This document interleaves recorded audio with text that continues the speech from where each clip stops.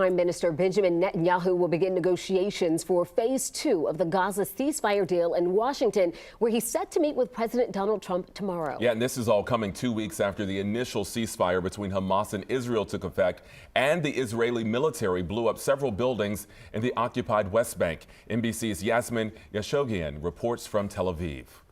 Explosions overnight in the city of Jenin in the West Bank, seen as a stronghold for militants among Islamic Jihad along with Fatah. 20 residential buildings were in fact blown up. We're talking about residential buildings that are built vertically, so each floor has multiple apartments, multiple homes. So major loss both to residences along with personal belongings. When we're talking about evacuation, so far at least 15,000 or so Palestinians have been evacuated from Jenin camp.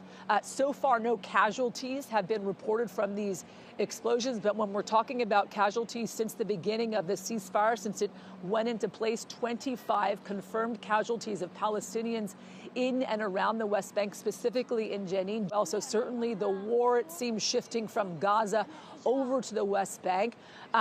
Phase 2 of the ceasefire deal beginning, the negotiations of that beginning early this week, certainly going to be a major part of the conversation when Prime Minister Benjamin Netanyahu meets with President Trump in Washington on Tuesday. That will be a big sticking point in which they'll be speaking about and making sure this ceasefire sticks. Certainly many Israelis worried that the ceasefire will in fact not stick. So there is going to be a lot coming out of that meeting in which we will certainly have our eyes on.